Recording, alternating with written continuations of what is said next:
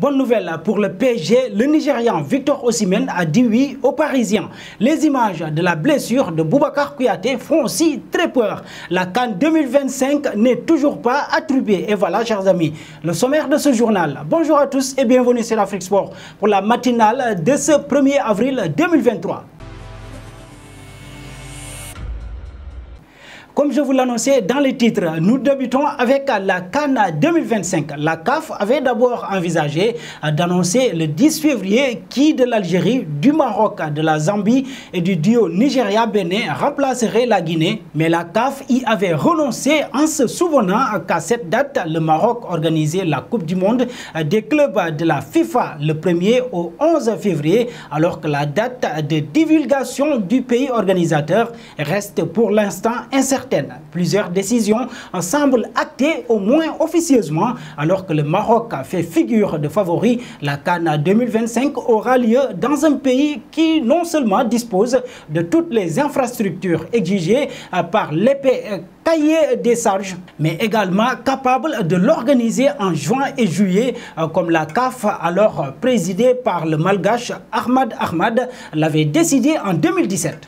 Parlons de la CAN U23. La Fédération camerounaise de football a déposé une réserve afin de contester l'éligibilité de l'ailier adverse Floris Diev de 19 ans. Le joueur d'Enonsis Néon par l'Union est accusé par les Camerounais de posséder une double identité. D'après l'instance présidée par Samuel Eto'o, il s'appellerait en réalité Floris Ndiev et serait âgé de 25 ans, soit trop vieux pour évoluer en U23. En réponse, la Fédération gabonaise de football transmettra dans les toutes prochaines heures ces éléments de défense à la CAF, tout en laissant le soin à la partie adverse d'apporter la preuve irréfutable de la fraude sur l'âge du joueur, à tacler l'instance.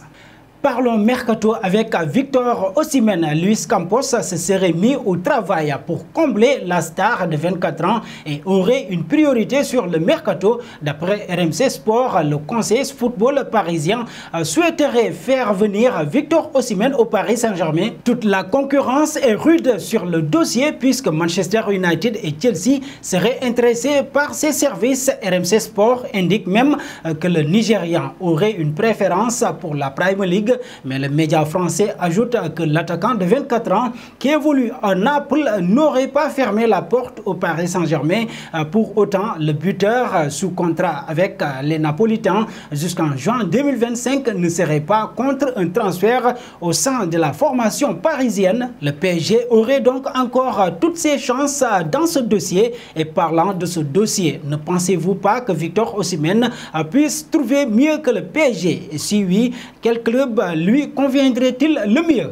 Faisons un pas en Espagne. Selon les infos du Mundo Deportivo, Lionel Messi ne ferme pas la porte à un retour au FC Barcelone. Au sein du vestiaire parisien, selon l'entraîneur culé, la Pulga pourrait tout à fait reprendre les rênes du milieu de terrain blaugrana. Xavi l'imagine ainsi en tant que meneur de jeu, s'appuyant sur sa qualité de passe exceptionnelle. Grand ami, Xavi et Messi ne devraient pas avoir de mal à trouver un terrain d'entente. Léo pourrait ainsi remplacer Bernardo Silva, que Xavi souhaite absolument au BFC Barcelone, mais que le Barça ne pourra clairement pas s'offrir.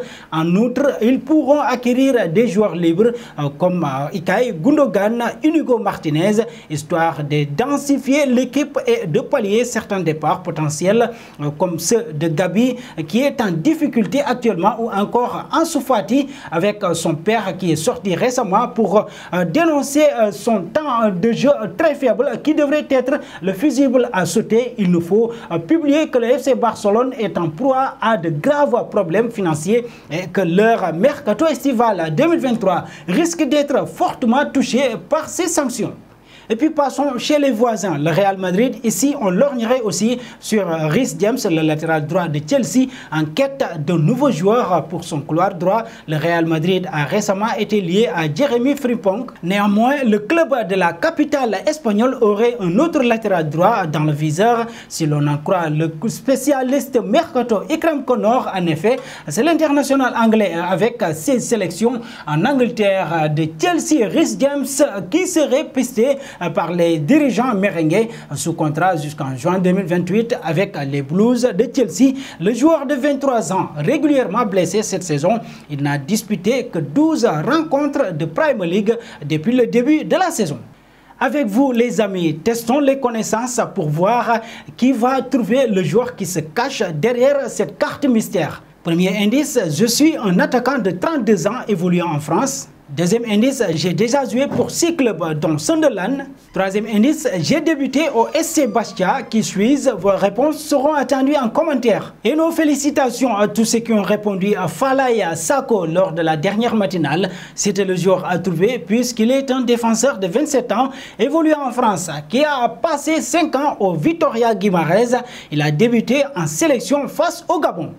Terminons en France, Boubacar Kouyaté a cédé sa place après une vingtaine de minutes seulement ce vendredi lors du match d'ouverture de la 29e journée de Ligue 1 entre l'Olympique de Marseille et Montpellier. Le défenseur Orelté est tombé KO après un gros choc avec l'attaquant marseillais Vitinha. Benjamin Lecomte a alerté l'arbitre pour lui dire d'arrêter le jeu en venant positionner son adversaire en position latérale de sécurité. Boubacar Kouyaté est tombé KO après un gros choc tête contre tête avec Vitinha ce vendredi lors du match l'Olympique de Marseille à Montpellier en ouverture de la 29e journée de Ligue 1 en France. Les deux hommes se disputaient un ballon dans la surface de réparation oreltaise et le coup a été rude. Kouyaté est tombé nez au sol et il a fallu patienter de longues minutes pour avoir des images rassurantes. Le joueur a fini par se relever, chancelant encerclé par ses coéquipiers, évidemment insuffisant pour prétendre continuer la rencontre. Boubacar Kouyaté a été évacué sur civière, remplacé par Mamadou Sakho à la 22e minute. Et nous arrivons au terme de cette matinale que nous bouclons avec la question du jour. Reece James a-t-il le bon profil pour évoluer au Real Madrid? Vos réponses seront attendues en commentaire, mais en attendant, n'hésitez pas à vous abonner sur Afrique Sport pour ne rien manquer des informations autour du football.